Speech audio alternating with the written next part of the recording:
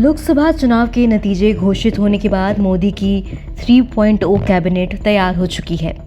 जवाहरलाल नेहरू के बाद नरेंद्र मोदी वो दूसरे प्रधानमंत्री हैं जिन्हें तीसरी बार अपनी कैबिनेट बनाने का मौका मिला है।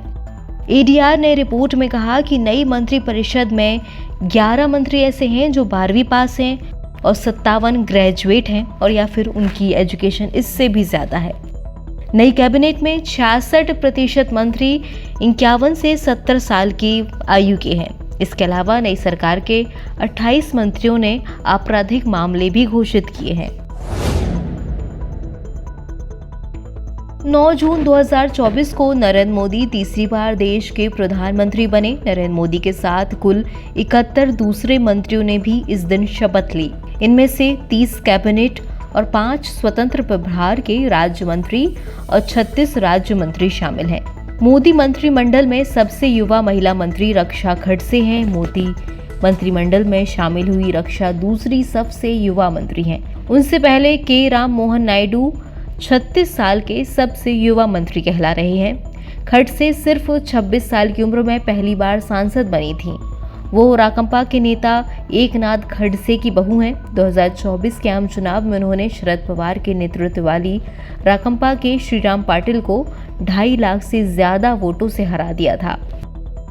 बात करें करोड़पति मंत्रियों की तो 5,700 करोड़ रुपए से ज्यादा की संपत्ति वाले चंद्रशेखर पेमासानी मोदी कैबिनेट में सबसे अमीर मंत्री हैं।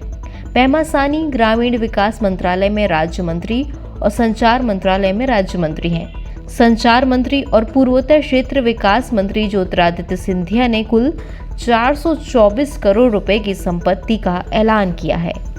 जनता दल सेक्युलर से भारी उद्योग मंत्री और इस्पात मंत्री एचडी कुमारस्वामी की कुल संपत्ति 217 करोड़ रुपए की है। रेल मंत्री अश्विनी वैष्णव ने कुल 144 करोड़ रुपए की संपत्ति घोषित की है।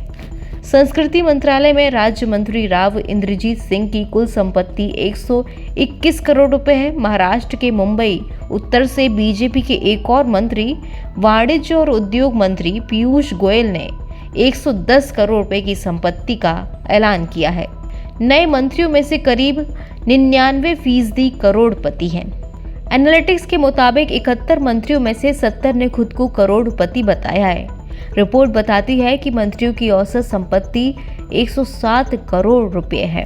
अब बात अगर एजुकेशन की जाए और शैक्षणिक योग्यता की तो नई मंत्रिपरिषद में 71 मंत्रियों में से 11 ने अपनी शैक्षणिक योग्यता 12वीं कक्षा घोषित की है, जबकि 57 मंत्रियों ने ग्रेजुएट या उससे ऊपर की शैक्षणिक योग्यता घोषित की है। 15% मंत्रियों ने अपनी उच्चतम शैक्षणिक योग्यता 12वीं कक्षा घोषित की है। रिपोर्ट से ये भी पता चलता है कि 57 मंत्री स्नातक स्तर या उससे ऊपर की योग्यता रखते हैं। 14 मंत्रियों ने खुद को ग्रेजुएट घोषित किया है। 10 मंत्रियों के पास पेशेवर ग्रेजुएट की डिग्री है। 26 के पास पोस्ट ग्रेजुएशन डिग्री है। इसके अलावा 7 मंत्रियों ने डॉक्टरेट की डिग्री हासिल की है और 3 मंत्री डिप्लोमा धारक हैं। एडीआर ने यह भी बताया कि 51 से 70 साल की आयु के सीनियर नेताओं की संख्या सबसे ज्यादा है। नए मंत्री परिषद में 71 में से 47 मंत्रियों ने अपनी आयु 51 से 70 साल के बीच घोषित की है। 22 मंत्री 51 से 60 वर्ष की आयु के हैं। 25 मंत्री 61 से 70 साल के और 17 मंत्री 31 से 50 साल की आयु के हैं।